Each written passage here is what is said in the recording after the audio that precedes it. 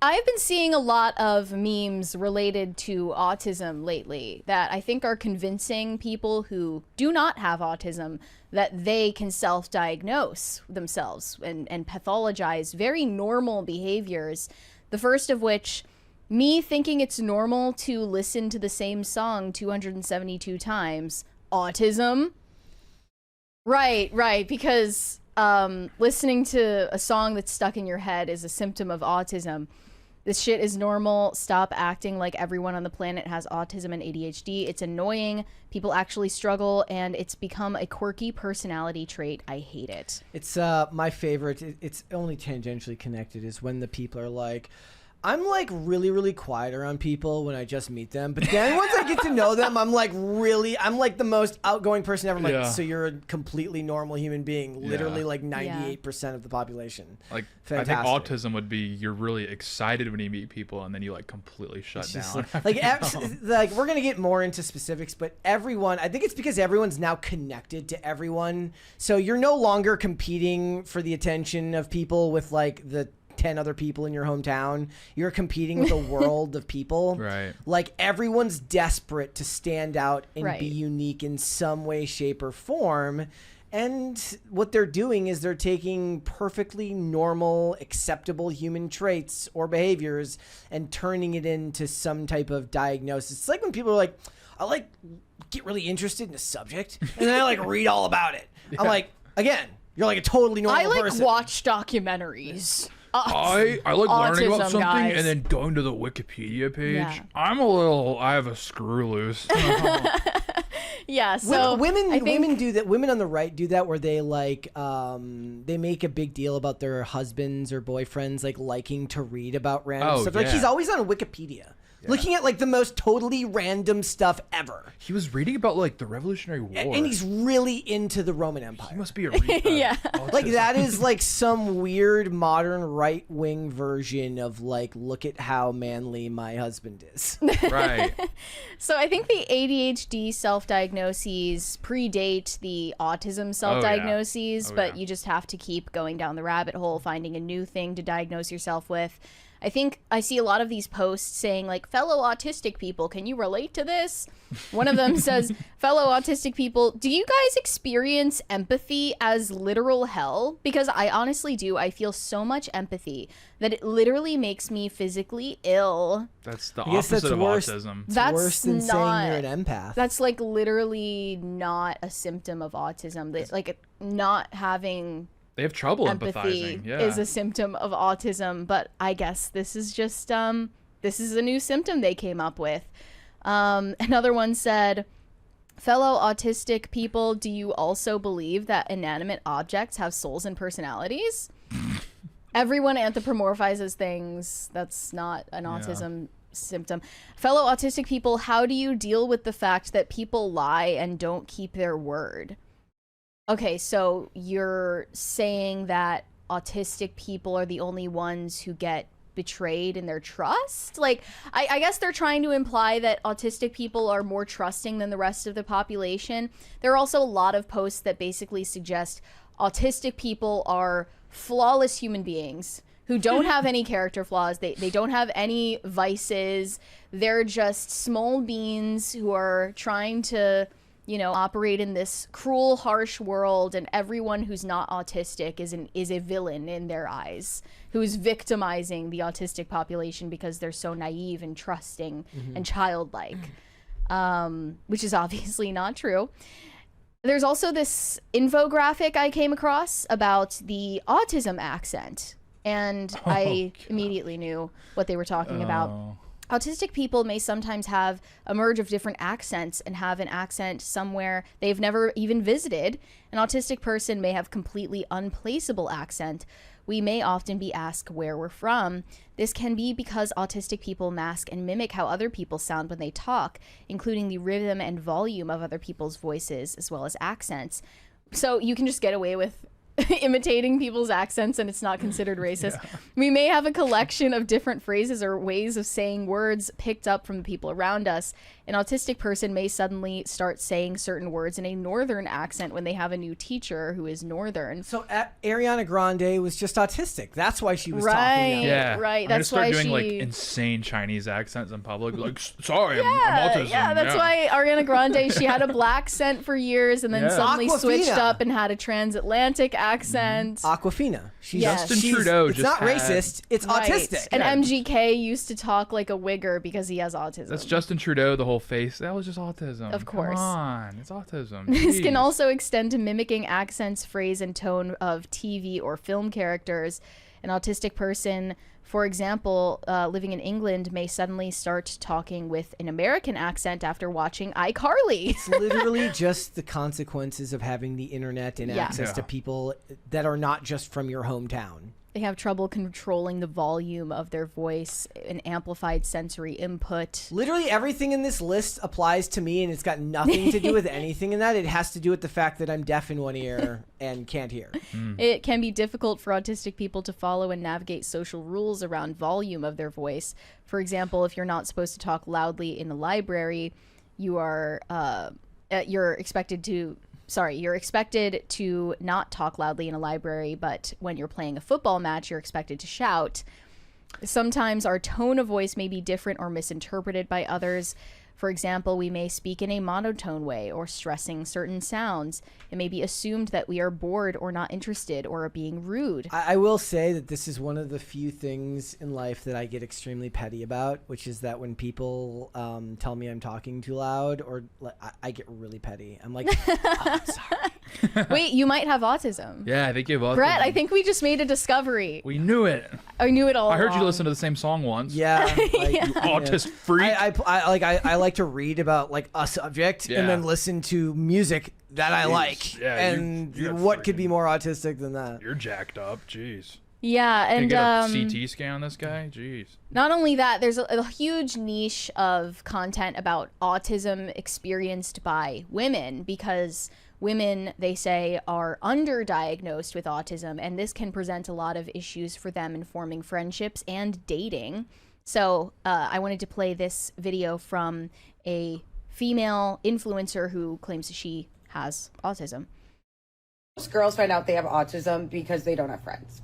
That is like the common theme for almost every single autistic girl.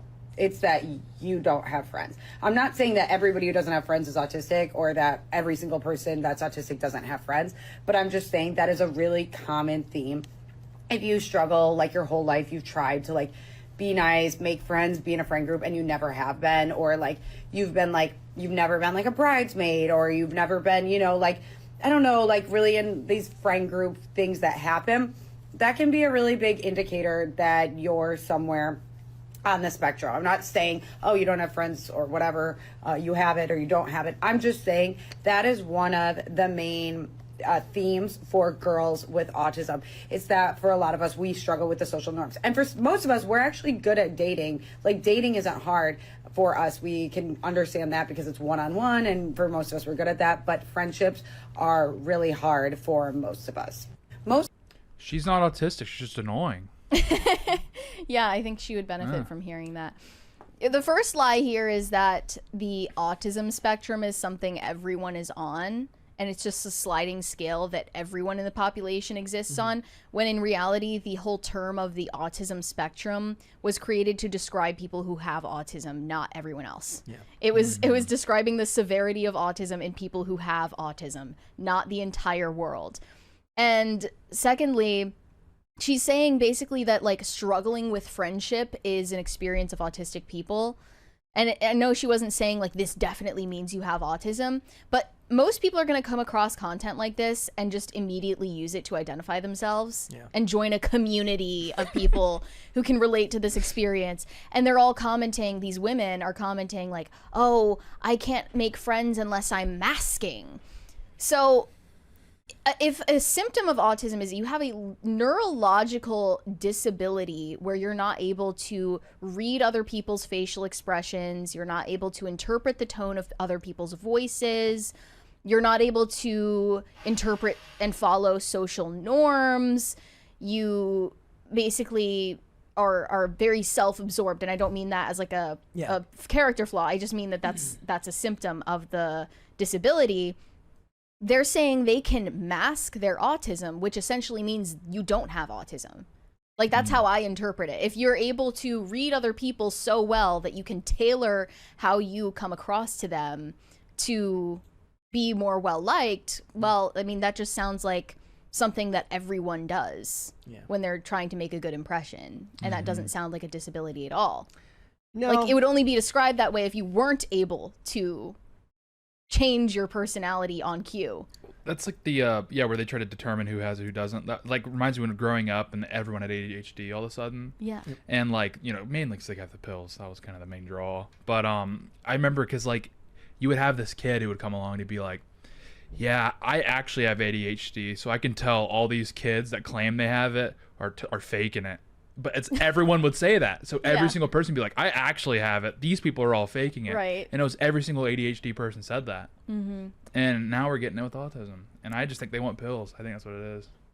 What medication is there for autism? I haven't even heard of that. I don't know. I think that's the end game. They're waiting for a pill. I hope Big Pharma doesn't capitalize on that. It would be even more overdiagnosed if there was a medication that they could sell you for it. Well, with the ADHD I guess antidepressants, maybe? I don't know. Yeah. ADHD, it was Adderall. Yeah. And Ritalin. With ADHD and autism, all of these people are communing online and saying, oh, I realized later in life that I had this. No one, like, I got a late diagnosis, and there are so many struggles with having a late diagnosis. There's like articles written about Hollywood celebrities now who are in their 40s, and they're like, I got diagnosed with ADHD, and oh my gosh, it's changed. It all makes sense now. Like, my whole life makes sense now that I have this diagnosis. Yeah. I can now just problematize other people, and I can say the world is the problem, not me. Mm-hmm. And yeah, there's this whole like discourse about what diagnostic criteria are actually used for. And like a lot of the psychiatric community believes that diagnostic criteria only describe ways that you are not able to function in society, not that there's anything wrong with you. It's that society is built in a way that's not tailored to you. Mm-hmm. So that means if we just change society enough, this won't be a disability anymore. It's actually a superpower. So yeah, I mean, the delusion is off the charts. I really do think that a lot of it is that it's turned into a method for people to set themselves apart from other people on the internet and try to turn whatever mildly unique trait they might have into something that's worth making a meme about, like listening to the same song. Like, I think about whether I'm making enough eye contact in a job interview or something. No, that's a symptom of autism. Yeah. It's every awkward moment you've ever had in social interaction, it can be blamed on autism. There is something very, very freeing with accepting the fact that neither you nor I are ever going to be special in any real way. We're all going to just be blips in the radar of a very, very long human existence. It doesn't really matter to anyone but the people in your life that love and care about you, and your desire to set yourself apart from millions upon millions of people on the internet is a fool's errand that will only work for a few people, and even when that does happen, it can have negative consequences anyways. There's actually something freeing in not being unique from everyone else. Sometimes you're just not that special. And that's okay. Well, people are really attached to the idea like, this is the thing that's wrong with me and it's never going to change. And I've said this before, but it bears repeating. When I was in preschool, I didn't speak to people ever. I didn't speak to the other kids. I never spoke to my teachers. Like, I didn't respond to questions, anything like that. I would only speak to my parents for that entire year of my life. And a teacher that I had at the time thought I had autism because she assumed I was nonverbal and that I had selective mutism, and like gave my parents a pamphlet on it and like, you should look into like getting her a diagnosis for this, which they didn't do because it was like 2003 and parents were not eager to problematize their children for very normal stages of development back then. And oh, wouldn't you know it, the next year I came out of my shell and wasn't shy anymore, and it wasn't a problem at all. Yeah. And I wasn't autistic. I just needed to grow up a little bit. Like, just exposure therapy. Yeah. That's what it is. I saw so many kids that were like hyper and just naturally hyper and upbeat, loud. That's what kids will do. Yeah, That's how and they would just are. get nuked by Ritalin or it was whatever it is. In a so family, like in a family with like multiple kids, like one will be pretty hyper. Yeah. The other one's like my brother was pretty like the joke is always like when you have kids you're never going to sleep because they're always going to be awake. My brother slept through everything. I never slept, and that's just that is just the scale of human existence. Some people are like that, some people are not. That doesn't make you special, and it certainly doesn't mean that it's needs to be medicalized in any way, shape, or form. No, but I don't even know if it's that for these people because they don't usually talk about getting professional counseling or anything like that. They just want to post about it and be in like an online forum. We didn't even get into like it's been the people who are like, remember it was like, I haven't showered in X amount of weeks. And we're like, that has what to do with it? Yeah, I have ADHD, so I can't like cook eggs or something like they say like I have ADHD, so I forget to shower and brush my teeth. Oddly in the enough, morning. like the thing is like if you spiral into drugs, that stuff can happen. So it's like a chicken or egg situation. Right. Like if I'm armchair diagnosing what they're going through, is like, do I buy that everything you're taking is doctor prescribed? Is it in the proper amounts? Are you supplementing it with anything that you're not supposed to, and certainly not going to tell us about it if you are? Sure. And if you are, you're living in a way that is going to lend itself to that type of behavior, because that can happen, especially when you're knee deep in substances and chemicals. And that's not necessarily autism. That just means that you're in a death spiral with the drugs, and it's a problem. Yeah, that's a side that's not going to be shown.